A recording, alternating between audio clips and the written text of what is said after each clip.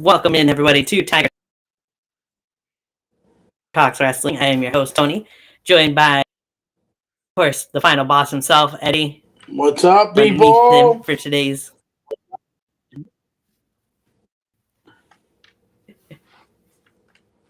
All right. So, before we dive into what we're in here for, I do want to say there's a report, rest in peace to Liam from One Direction. Apparently, he passed away off a hotel roof at some point today. There's not much else that's out there. What's only 31, I think, is what I've seen. So, for anybody that was a One Direction fan or a Liam Payne fan, sympathies out for things. He fell off a roof, off of a hotel roof? Like, yes. Whoa. I saw it on YouTube before I got on with you. Oh my God, man, that wow. See if I can find any in Argentina. It happened in Argentina.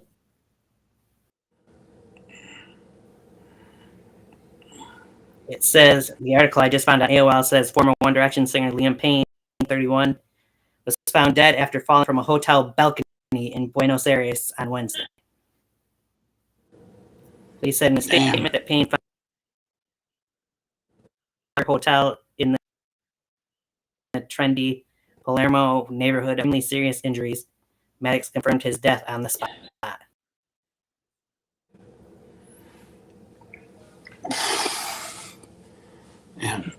To you, my friend. To you, my friend. Hands up. May you rest in peace. Not a way to die, but circumstances happen. But may you rest in peace, and the prayers to your family.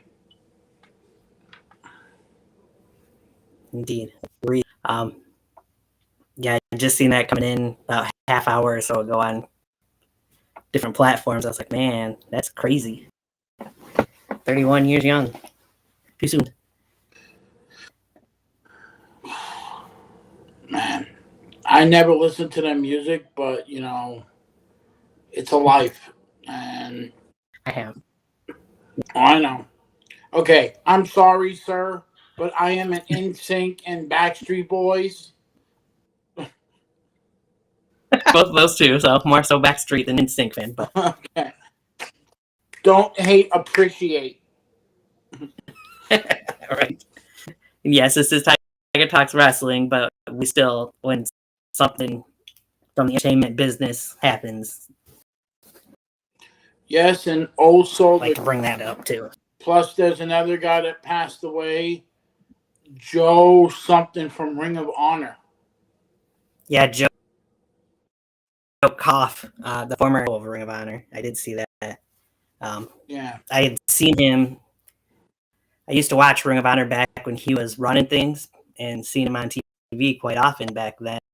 That was when the Young Bucks were in Ring of Honor. Adam Cole was still around in Ring of Honor. Kyle O'Reilly, all those guys. It was very sad to see that he had passed. Yep. Kevin Steen, Cesaro, Daniel Bryan. Yes. Jeremy Jacobs. Jimmy Jacobs, yeah. Yeah. Oh, and we can't forget one person, Cheeseburger.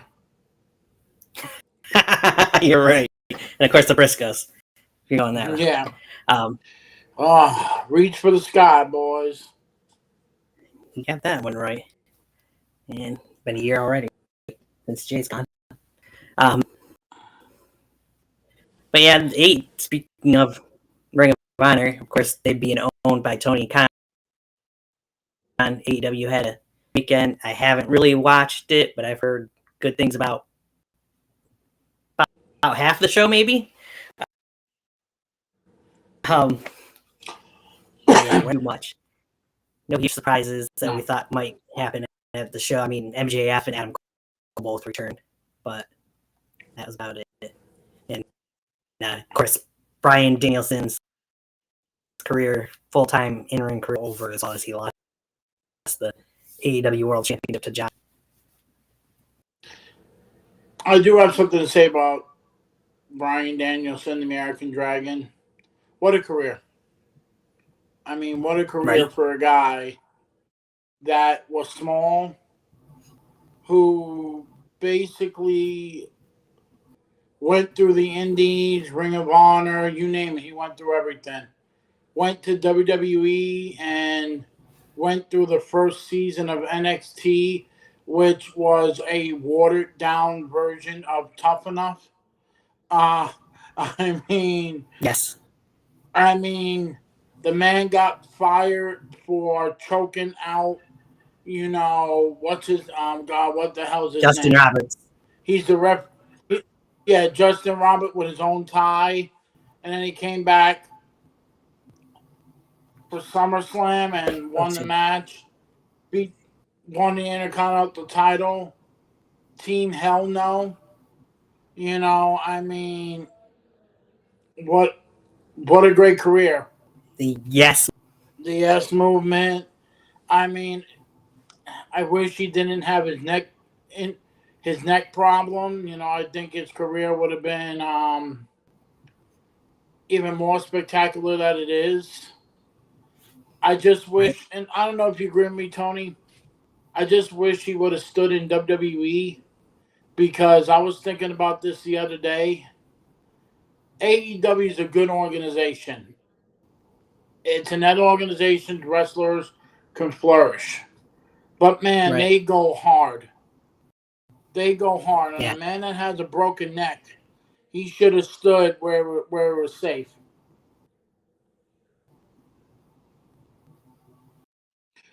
Who knows? His full-time career is over. He'll stop in WWE at some point. He is technically a free agent. He was working off of a handshake deal the last couple months. Well, he could always ride. He could always take back talking smack and Raw talk and just beat up the Miz. We'll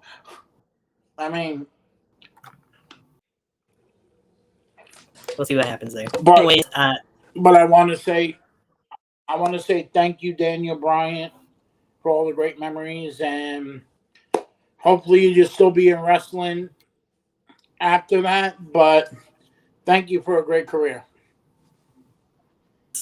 Thank you very much to Bryan Danielson / Daniel Bryan, whichever one you want to call him, because he's both. But many more great matches, I'm sure, to come from him. Like I said, it's just his full-time career that's over. He'll still wrestle. It'll probably be quite a while, because he'll have neck surgery done now if he hasn't already. That he's been needing for quite a while. And we both know that can take out of action for close to a year, if not over a year. Neck injury is bad.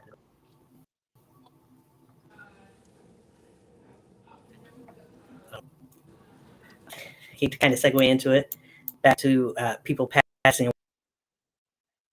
away. We're kind of doing memoriam, of Sid, Psycho Sid, Sid Vicious, Sid Justice, whatever you want to call him. As we look back today, we chat about, we can't really show videos or highlights that well, because WWE will still chat about the 1990 version of WCW Halloween Havoc. So this was back. This was back when they were starting to kind of transform, if you will, NWA to WCW. They weren't full on either name, really, because as I meant to you off air, I don't really mention the name of the brand or that much during this show. They just have it. But we'll get into that more as we go throughout these matches. Very tag team heavy card. There was only two, I think, that we'll end up talking about. There was that were cut from the video cassette from WWE Network as well. We're going to talk about those matches a little bit later on as well. But the show would kick off with Jim Ross introduced realize until I was watching this. I didn't realize that J.R. Heyman worked together in WCW or WWF at the time. Oh yeah, they worked. I think Paulie came in '89. Yeah, Paulie Dangerously. I think he came in '89. Man, he was skinny as hell. Wasn't he though? And JR had that southern baby face.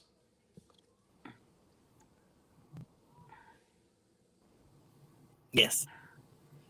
To show, and then for JR to send things over to Nick interviewing at the time, when we know that eventually JR would, of course, jump ship over to WWE in a couple years after this and would become the lead announcer for many years there. And Tony Schiavone, of course, for WCW. After Eric Bischoff, of course. Yeah, I ain't gonna say how pretty. Oh, I almost said it. How pretty Tony Schiavone looked in lipstick.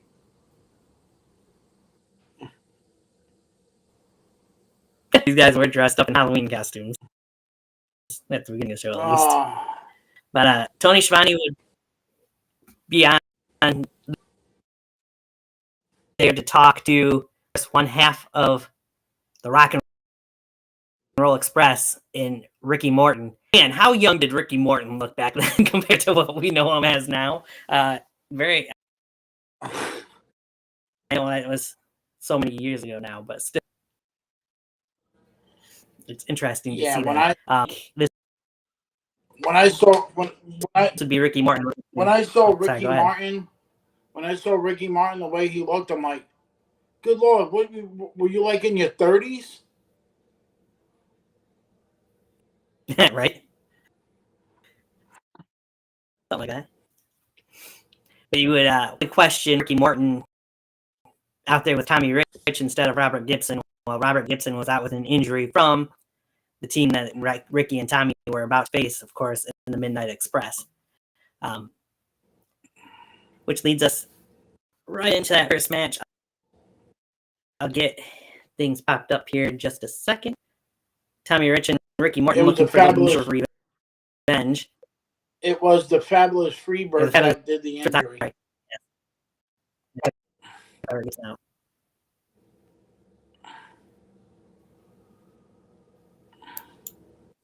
You're right.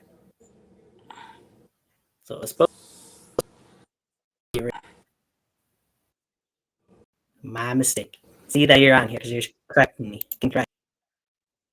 I'm sorry, I didn't mean to do that, but I need credit sometimes. Pyro. I was like, wait a minute, there's two Tonys? Maybe. I'm like, when did you clone yourself? I'll be in trouble.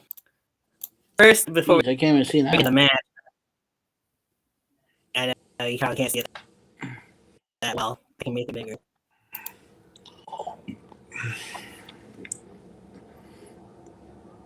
No, there you go. Maybe Lily.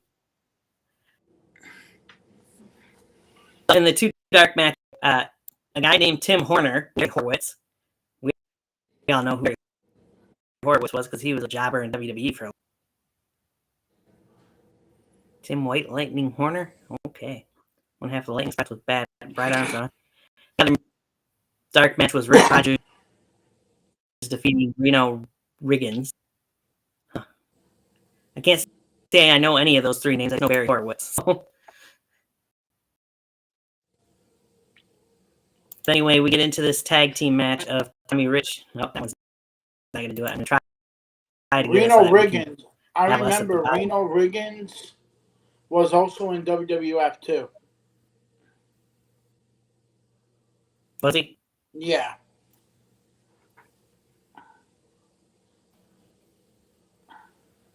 Huh. It was a jobber there then.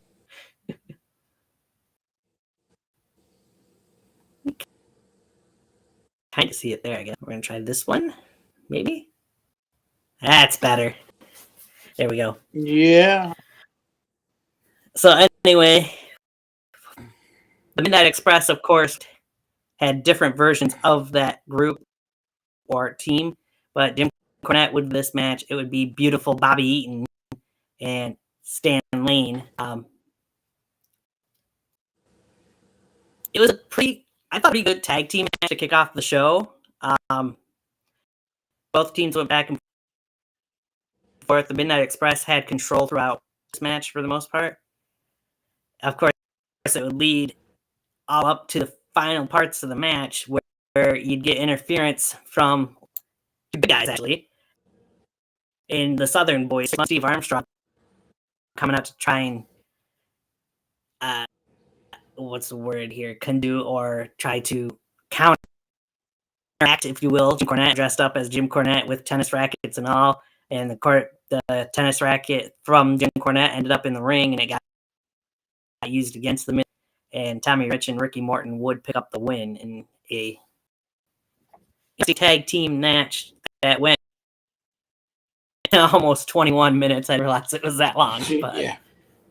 The shenanigans at the end kind of overplayed how good I felt like the match was leading up to the end of it. So.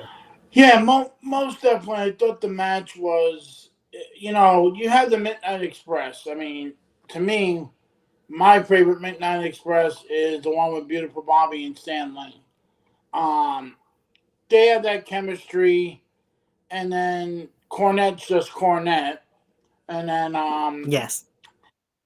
Least you could have put in Fantastic Bob and, the new Midnight Express, the one that was in WWE. I mean, come on. Bodacious Bart. I mean, yes. come on. I mean, I think WWE just say, let's put shit on the wall and see where it goes. And that's when you get Bob Holly and Billy and Bart Gunn. Woo! The greatest friend. It was like, oh God.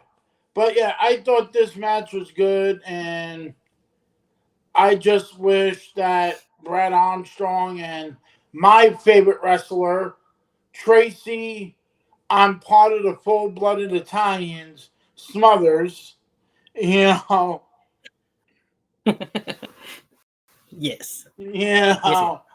I just wish, and that was the 90s, I get it. You didn't need to have a team interfere when you have a former NWA World Champion and Tommy Rich and, Ricky Morton, who's a great technical tag team wrestler, to do an interference like that. It made no sense, but the match was good. The match was good overall. Right. All right. With that, they did mention, it's funny that they didn't edit it out. They did mention in that the Southern Boys would be in action later on in the show, but we'll get into that later because we never did again on the show. As it was one of the matches that was edited off the Maybe it was for the best. So it might have been because the next three matches, they were one of the three matches, and those three matches were off. We'll go into the next match that was another tag team match, as we got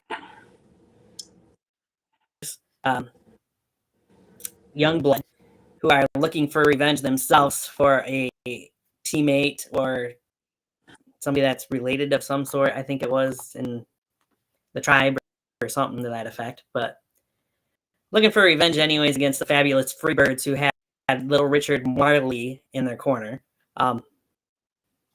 This version of the Freebirds, of course, Michael P.S. and Jimmy Jam Garvin.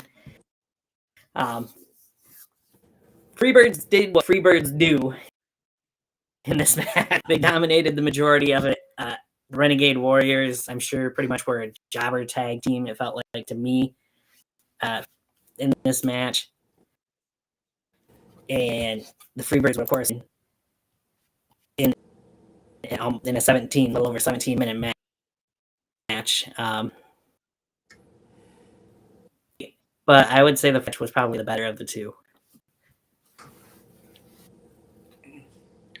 I don't really have to say nothing. You just said it all in one mouthful. That it was. Yeah, nice yeah. to see Let's Michael just move PSA. on. Oh yeah.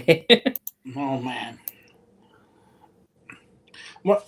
To be honest, when I heard the Renegade Warriors, I thought they were I thought they were related to the Renegade. So did I, honestly. That was the first thing I thought of when I started the ring. I was like, huh? I was like, wait a minute. The Renegade didn't come until like 95, 94, Something 95 when Hogan brought him in to make it into a cosplay. I said, wait, are they related to the Renegade Warriors? I'm like, I'm trying to figure out. I'm like, I just gave up and like, all right, let's just watch this garbage match because we already know who's going to win. Yeah, for sure. All right. So we go from there to another tag team match, the first title match that we'll have, as there's 4 title matches in a row here, pretty much. You got the NWA United States Tag Team titles on the line, or as they just call them, the United States Tag Team titles on commentary. Brian Hobbs and Jerry Sags, the Steiner brothers, Scott Steiner. I will say this much about Steiner. He was in WWE in their first run there. I didn't think he was quite as big as what he would become. He looked pretty big, honestly, back in 1990 in this match. Muscular-wise. Yeah, I agree with you. I mean, I agree with you. Scotty Steiner looked at brolic. I mean, that motherfucker had muscles coming out of places that nobody else should.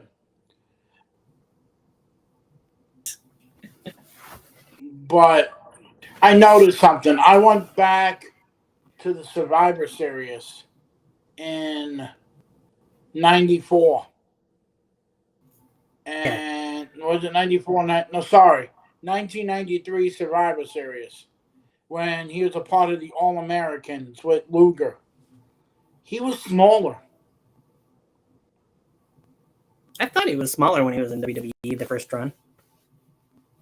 Because that was the same time when the steroid allegation was going around. Right. So almost he think he might have been buff. Yeah, he couldn't buff up because it was the same time when they came in 90. They came in around 93 and 94. That was right in the middle of the steroid allegations with Vince, with the United States government. So, so he couldn't bulk up like he was. I mean, he was still big, but not like, not like he was ready to open up a can of peanuts with his bicep. Right. This version of Scott Steiner reminded me of the Scott Steiner we'd get as he went into the NWO later on in 97, 98. Oh, yeah. So. Yep, the big bad booty daddy look. Yes. But I don't know what you think of the Nasty Boys, but personally, I never felt like they were that great of a tag team, honestly. They're okay, but these two styles didn't mesh the greatest, I felt like, in this match. It was kind of a cluster, and I mean, the Sinners retained the tag titles here in the end. But I mean, the referee played stupid way too many times, I thought, in this match. Chairs were used multiple times, which is a Nasty Boy thing to do, pretty much. But I didn't enjoy it personally, this match. You want my opinion about the Nasty Boys? I'll tell you. You are absolutely spot on about Brian Knobbs and Steve Sachs.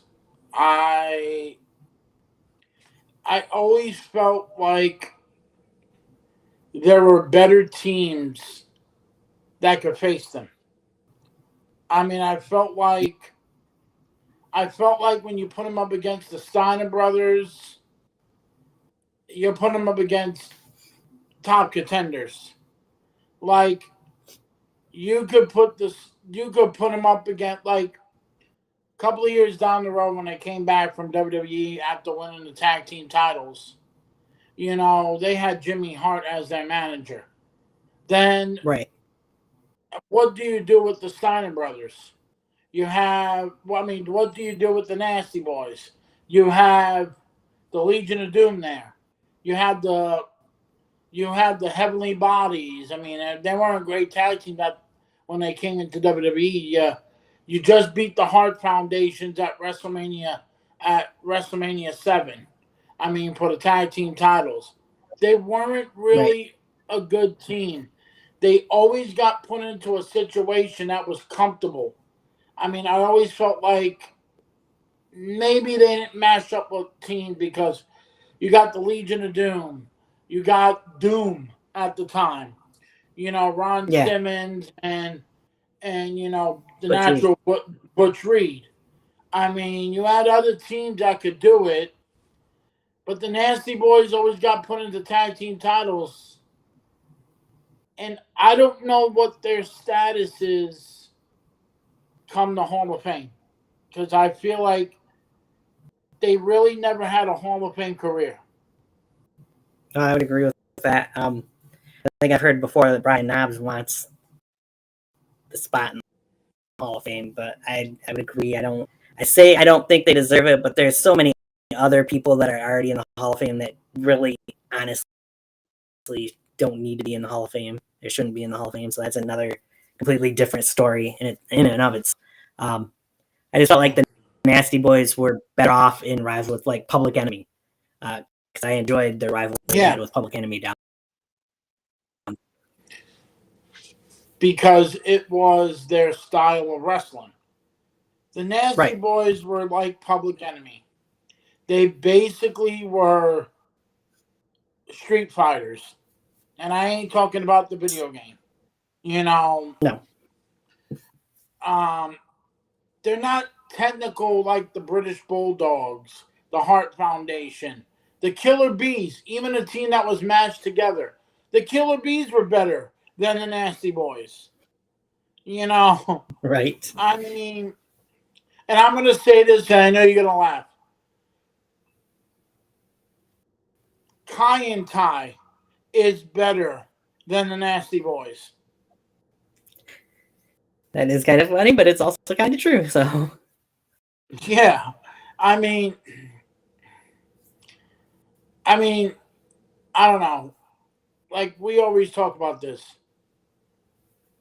I think if you mash up street fighters like the Nasties with another Street Fighter team, which is called Demolition, I think Demolition deserves to go into the Hall before the Nasty Boys. Oh, definitely. Definitely. So, change subjects a little bit. It looked kind of weird, goofy, whatever, out of place. That actually they go to Tony Schiavone talking to Scott Steiner, and then the Nasty Boys come out and attack Scott from behind, and Jerry Saggs is dressed up as a garbage man. Well, lo and behold, there was actually a match in between their match and that segment, but it didn't make the cut. It would have made more sense to people that were there live, but to us watching now and you see it that way, it looks stupid. That Jerry Saggs was able to change out of his clothes and wrestling gear and into at that point. Well, we always just say Duke the Dumpster Drosy wrote that. Yeah. All right, so I want to talk about the matches that didn't make the cut, if you will, that were taken out of the video cassette, the DVDs, WWE Network. They had Terry Taylor taken out of there. Terry Taylor, of course, people would know the Red, who is still trainers, I believe, in NXT. Bill Irwin, of course, would at one point be the Goon in WWE. Didn't know that, but then they'd have Brad Armstrong. We mentioned Steve Armstrong earlier. Brad Armstrong would defeat J.W. Storm in a 5-minute match. Blasters of Blade and Steel. Huh! Steel being Kevin Nash. Interesting. Blade Alfred Dobalo. Also went by Al Green. Defeated the Southern Boys of Mothers and Steve Armstrong. Go ahead.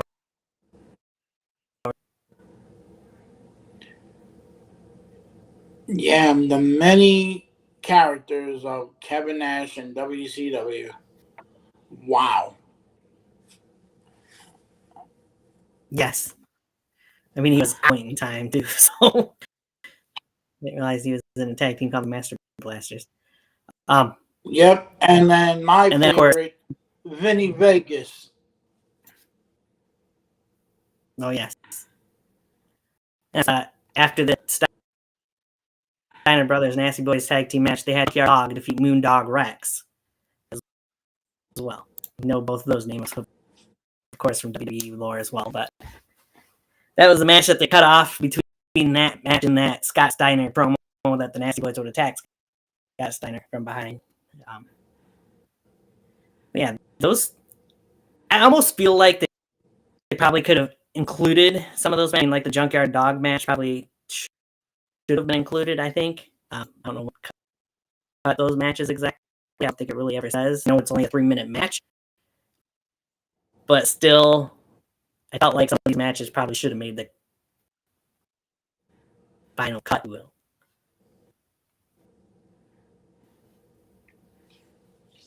Oh, yeah, I mean, JYD, a WWE Hall of Fame, and you cut his match. Yeah, a great coming right back to WCW after his run in WWF. I mean, come on. Yeah,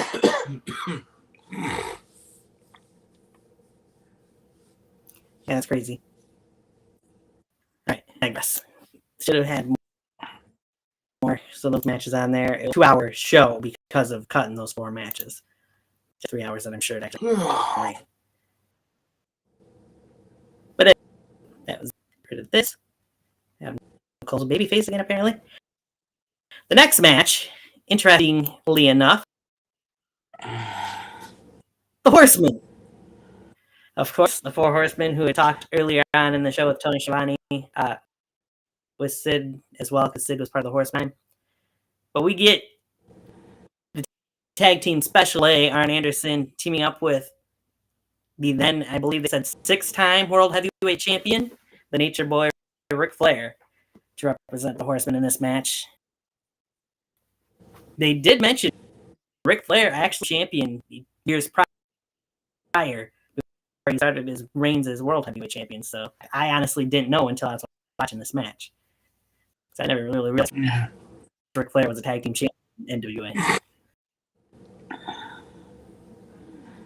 But they, of course, go up against the tag team of Doom, the Natural Blood Reed and Ron Simmons with Teddy Long in their corner for the tag team titles. Go ahead, Eddie. What were you going to say? Yeah, I, like you said, when mentioned, I'm like, wait. Ric Flair is most notable for his 16-time World Heavyweight Champion. Never knew he was a tag team champion. And I was like, oh, okay, so he's a tag team champion. That's new to me. Right. I mean, I'm sure you can see if you look him up on Wikipedia, but it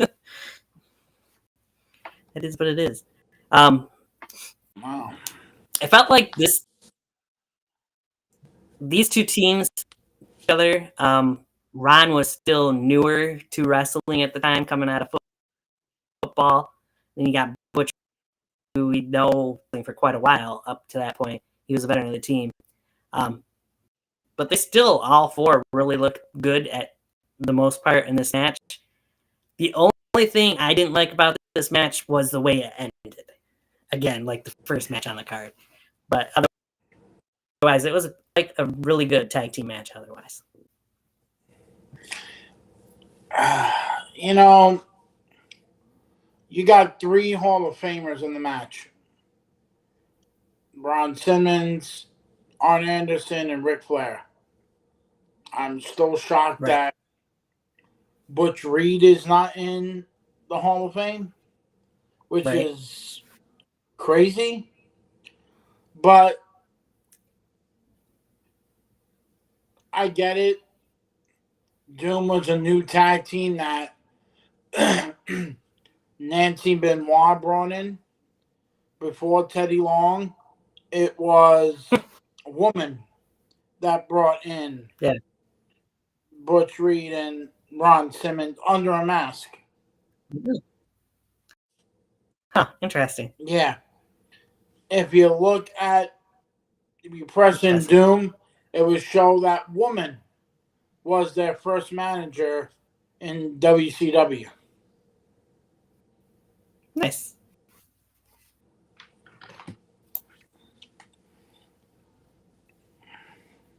From 89 to 91 in the NWA and WCW. Of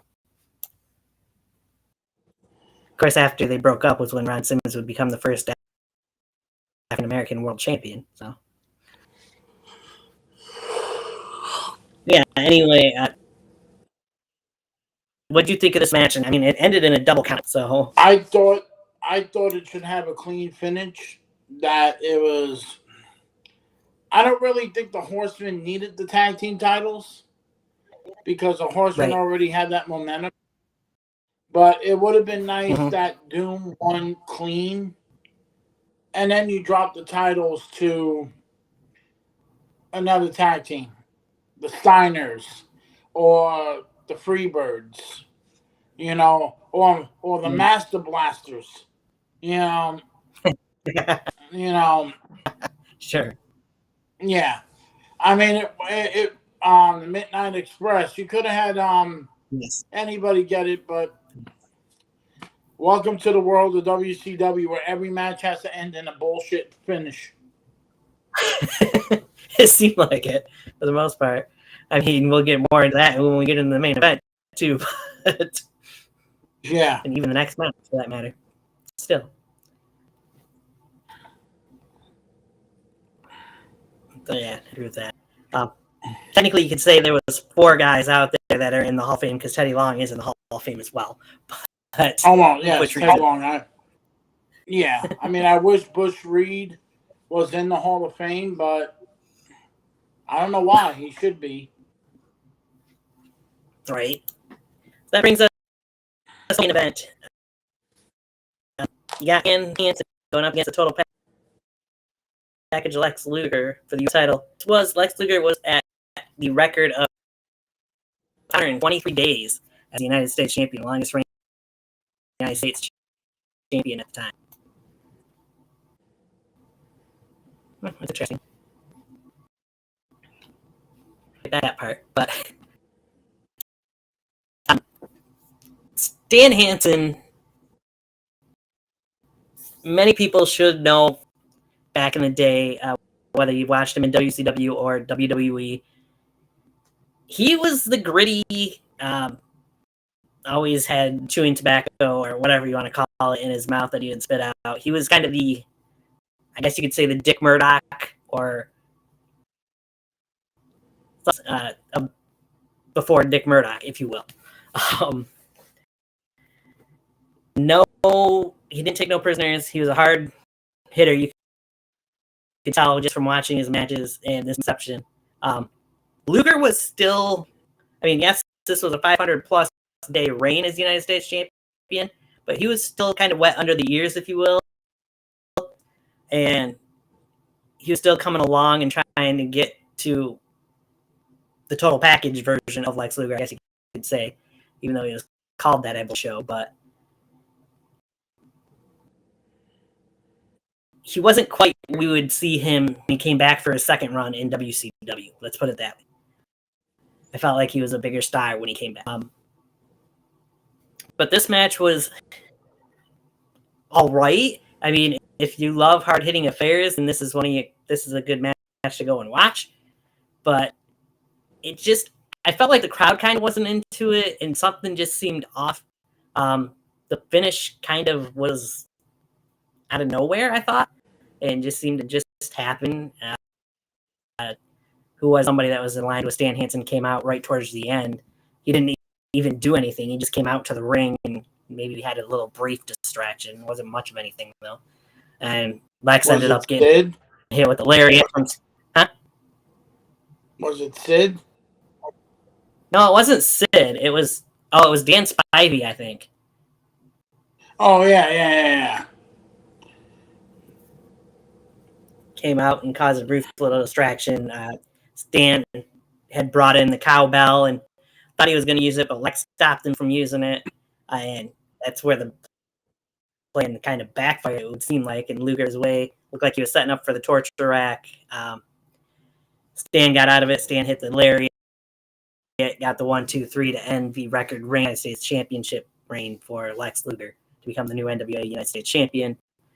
Only for 2 months, but it was a shock to the crowd because they were in Chicago for this show, and Lex Luger is from Chicago, so you would have thought him being a hometown guy, they would have been a little bit more into this match, but I just felt like they didn't really seem to be that much into it, although they did seem a little shocked at the finish of it. And like I said, it came out of nowhere too, the ending of the match. I felt had been part of it. Apparently, we're being watched by Dominic Mysterio.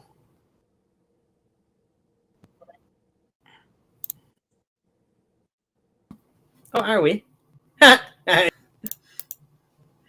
Somebody that has a name of Dirty Dominic Mysterio waving.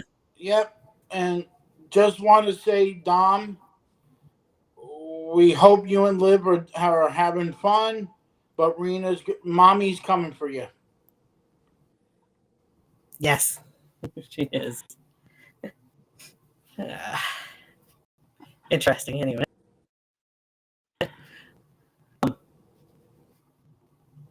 But yeah, glad you see next. I wasn't even paying attention to it, to be honest. There.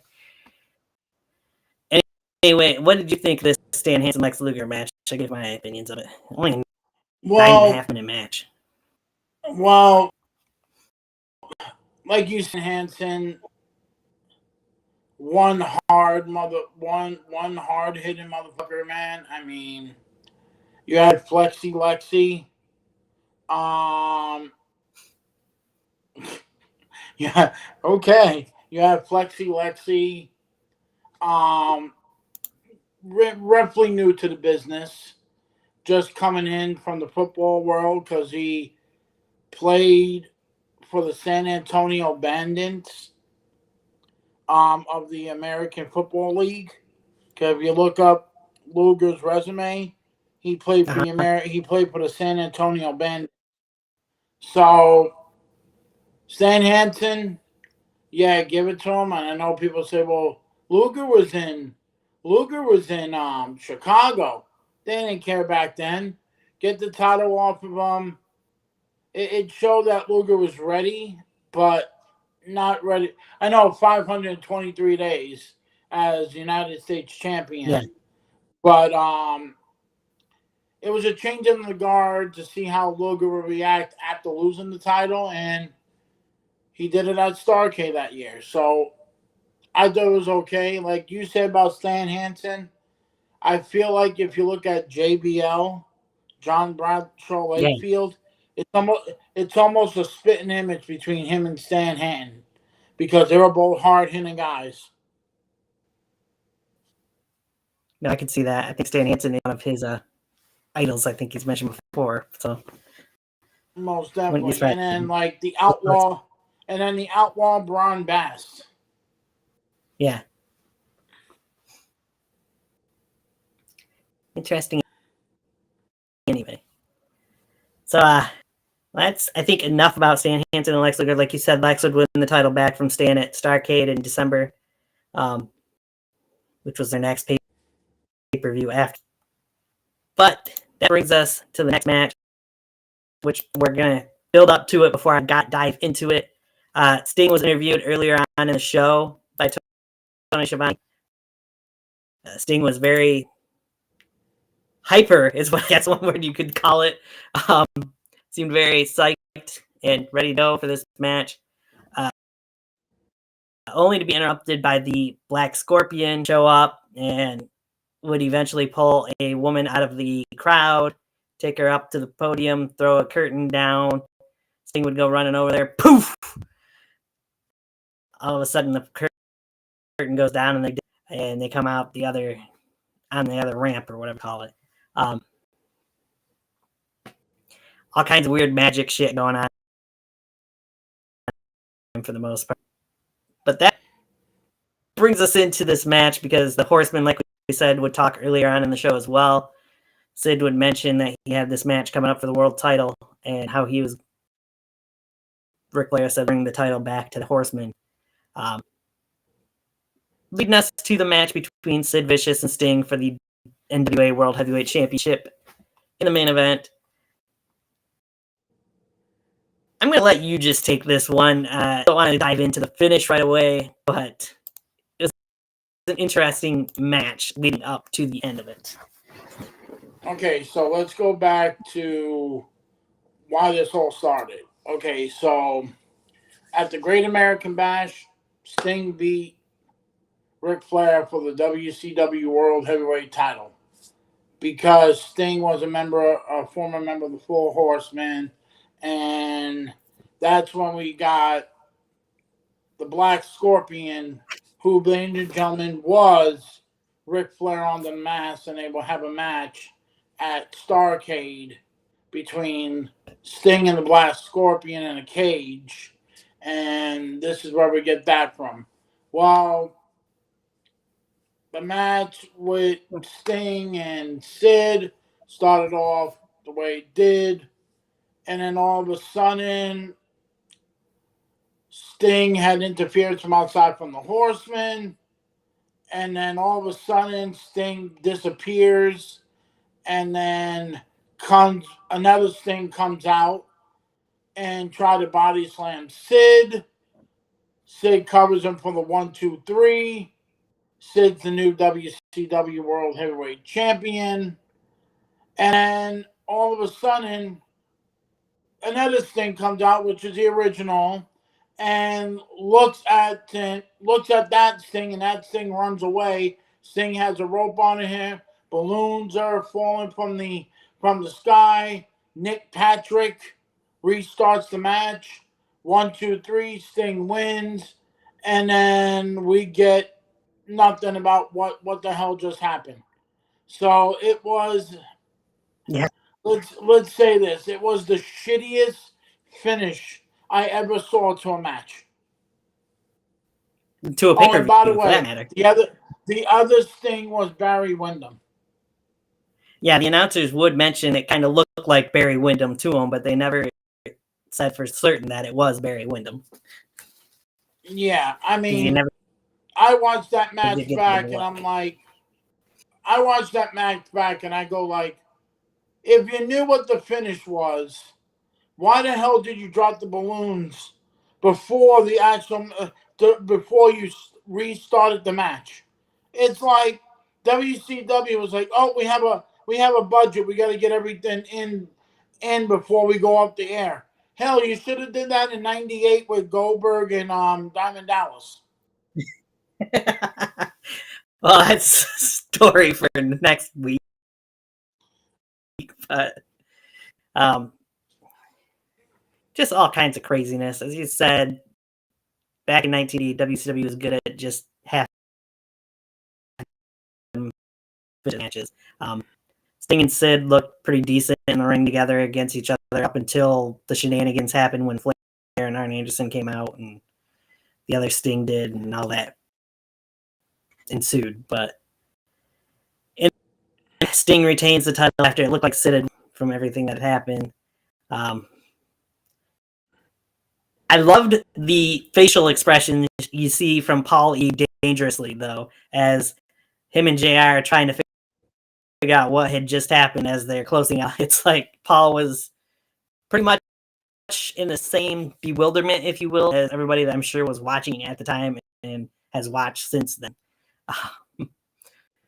Paul just knew how everything turned out, I think. Yeah. You know how I shitty it agree. was. I agree with you. I agree with you. I even think the Judgment Day, because we have our special guest, Dirty Dom, and Yeah. I wonder what he thinks about it. Hey, the Judgment Day knows everything. So what, Dirty Dom, if you're listening, we want to know what your opinion of this match was, because you are the greatest luchador, and yes, you do hate your father. Yeah, we know that for a fact.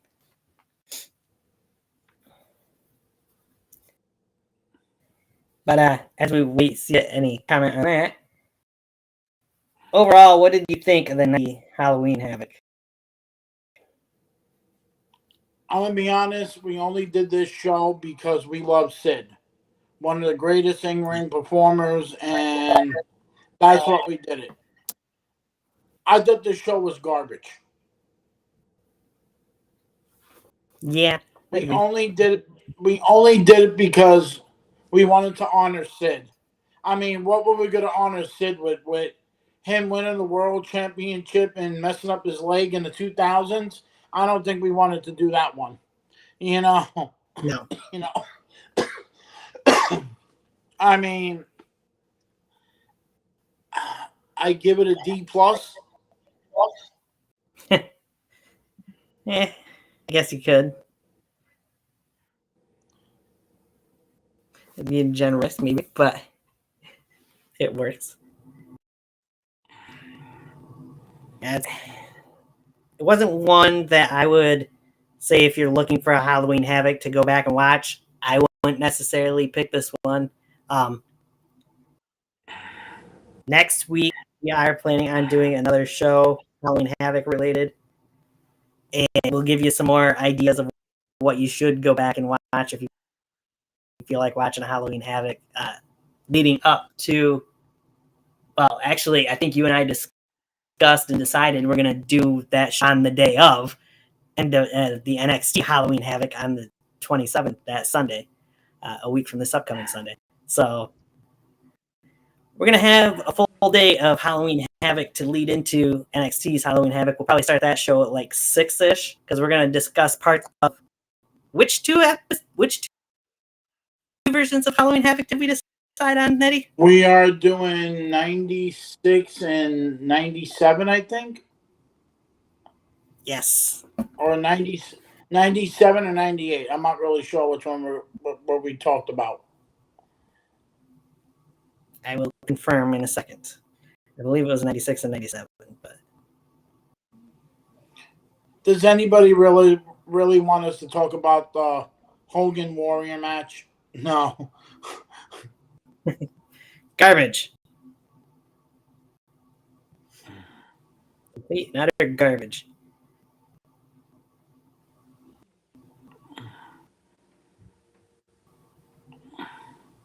Second time, 96 in there as well. We're not going to talk about every single match, but I'll go through the results and then tell you what we enjoyed the most of it. Almost definitely. Yeah, we're not going to do like, okay, we're picking every match, let's talk about it. We're going to pick the ones that actually mean a lot to us, and the ones that suck are going to be like, nope, we ain't talking about it. Oh, and Dominic, I just want to let you know, on behalf of Tiger Talk Radio with Tony, yes, we're going to talk about your Uncle Eddie and your daddy, Rey Mysterio, because that was one of the greatest matches of all time. So we're going to talk about that way. Yes, we will. That is very true. Great matches against each other. So.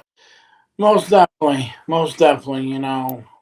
And speaking of Halloween Havoc 1990, go ahead. This match would have been better if you put the Shockmaster in there.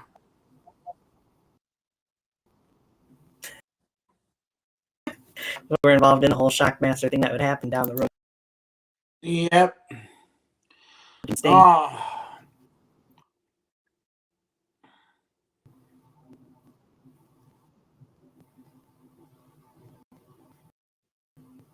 Alrighty.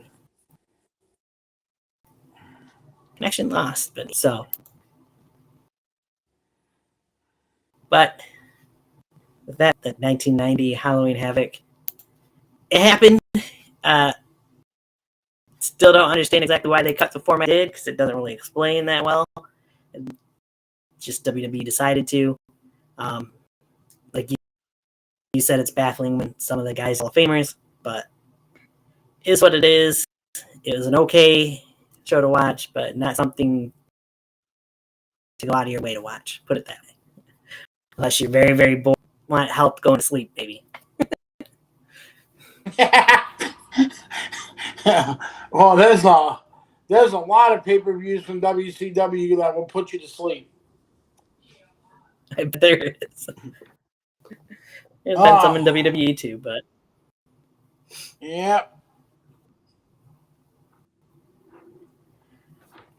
But it seems that Dirty Dom must have left because he's not saying anything else in the chat. So, with that, I think we talked enough about this show. Again, next week, Sunday, we will talk about those 3 episodes of Halloween Havoc. We'll get those in, maybe even give a little predictions on what we think will happen on Halloween Havoc that night as well. We'll see.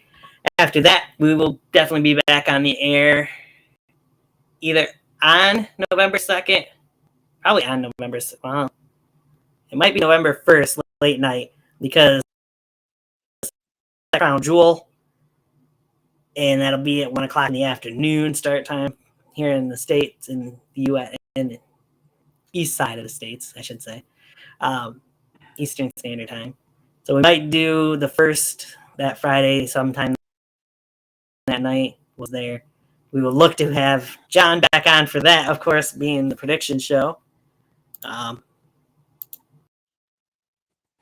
know place I want to cancel it. Get our beautiful faces back on there and get that off. But as Eddie says there underneath this for 28, of course, because they're up 2-0 in the, I guess, the Cleveland Guardians that knocked out my Tigers. Salty about that, but it happened. And Mets, of course, tied up 1-1 with Game 3 tonight.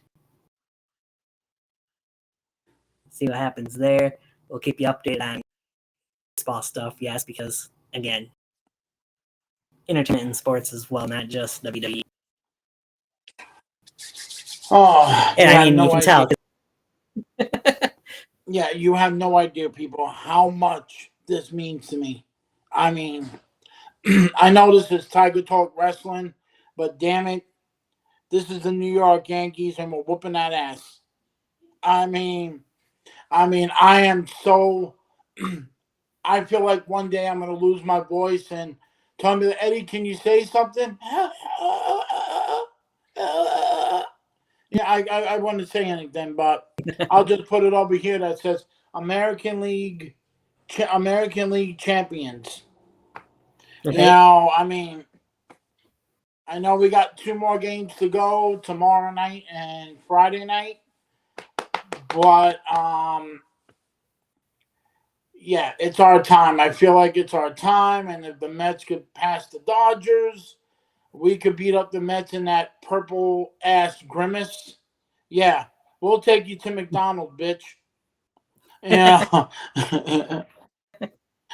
You know. But it's been 24 years since the Yankees and Mets played on the Subway Series. I was at Game 5 at Chase Stadium. By the way, people, it smelled like fish. You know. And then if the Dodgers win, last time the Yankees faced the Dodgers was 1981, the year I was born. Interesting little side note. Speaking of the Dodgers and Mets, they might have already played today, I think. Yeah, they're playing right. They started at 8 o'clock.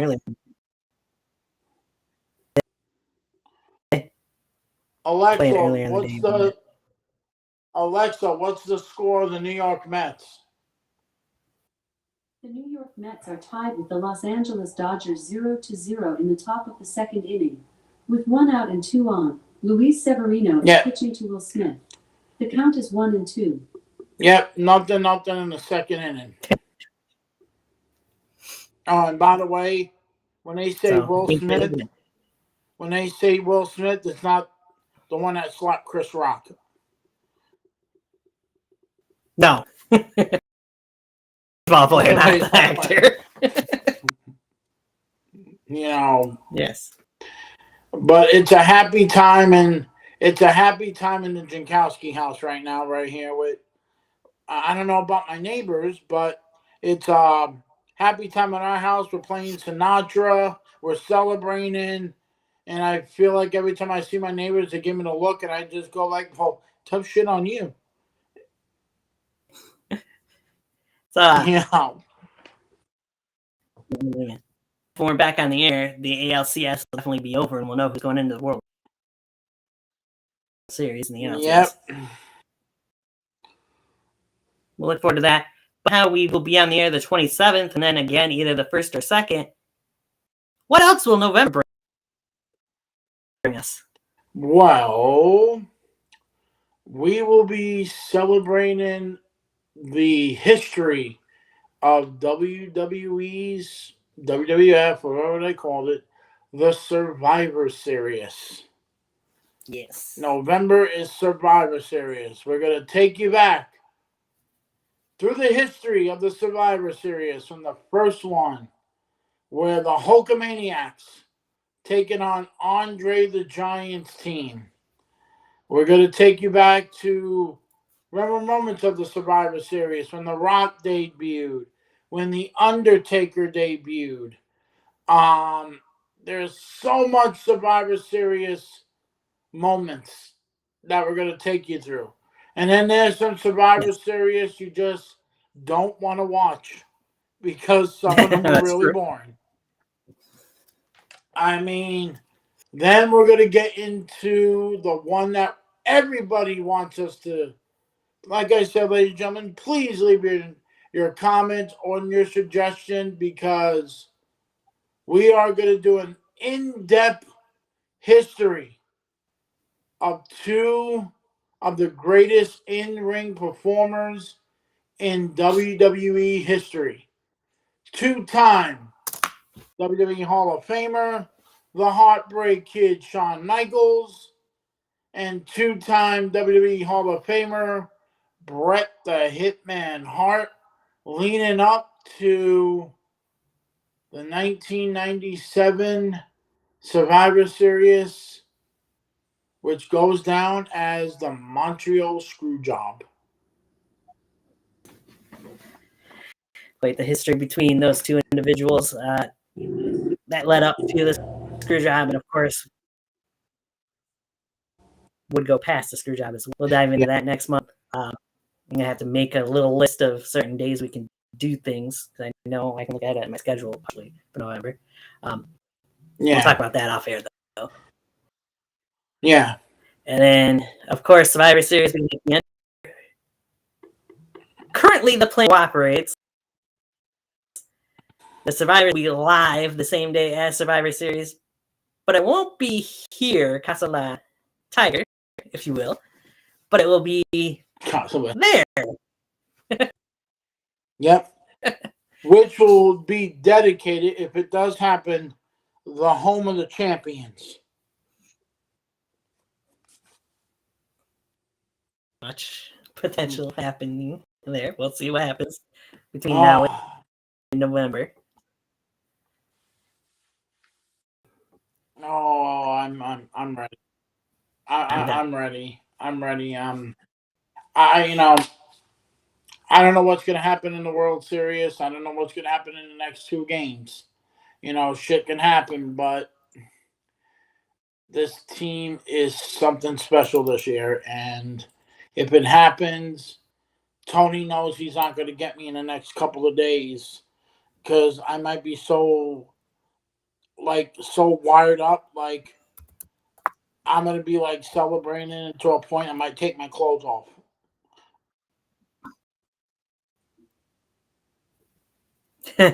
Yeah, we don't want that. I'll do a Will Ferrell. I'll do a Will Ferrell then back to school. We're going streaking.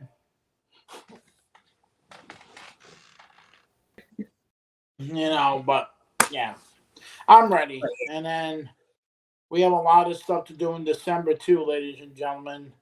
We're doing Starrcade, baby.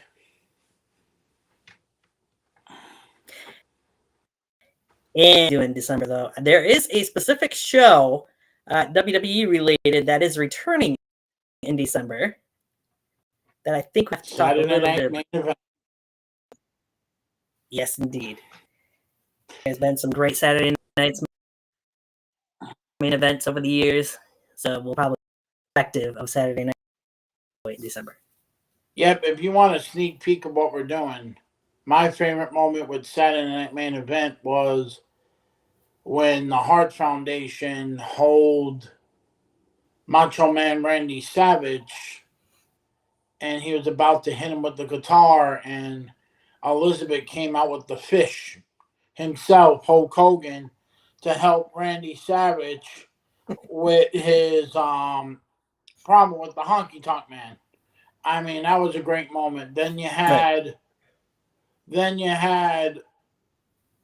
Zeus coming out to confront Hulk Hogan. And this is all due to the movie No Holds Barred. I mean, the event had some great moments. Andre winning the World Wrestling Federation Championship from Hogan due to a double cross.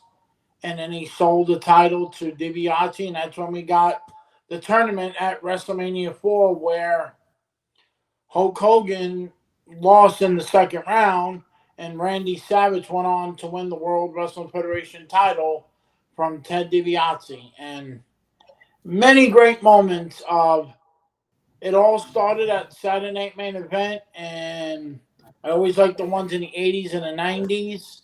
But when it got to the 2000s, it became trashy. Yeah, for the most part. There was some good moments. Yeah. We'll dive into that. The Spirit Squad. But, the Spirit Squad getting their ass kicked. That was fun. Yeah. But of course, when they mentioned the very first Saturday Night's Main Event took place on Long Island. This year's Saturday Night's Main Event, of course, returns with one of the hosts, Jesse the Body Ventura. That's the hope. He is the Hall of Fame now, and is signed with WWE again. So I do not know who they're going to get to replace McMahon, because that was there. It was McMahon and Ventura on Saturday Night Main Event. Right. I'll bet on it. But big things coming, and who knows what 2025 months here to close out 2024, or 3 months if we count this month to finish up still.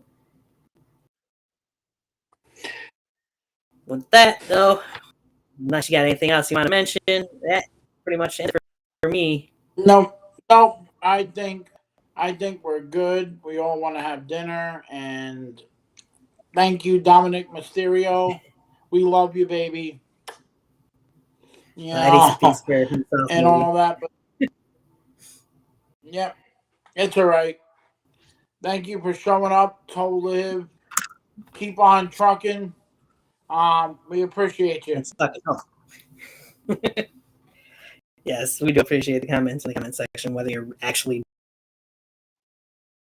Dirty Dom or not. But yeah, everybody for watching. Hope you enjoyed the show. Do hit that thumbs up for a like. Hit the bell on the screen as well, so that you know when we go live. You can come and join us again. Please leave a comment if you get a chance to, and if you'd like. We appreciate some comments every once in a while. With that, this WCW Halloween Havoc 1990 retrospective, that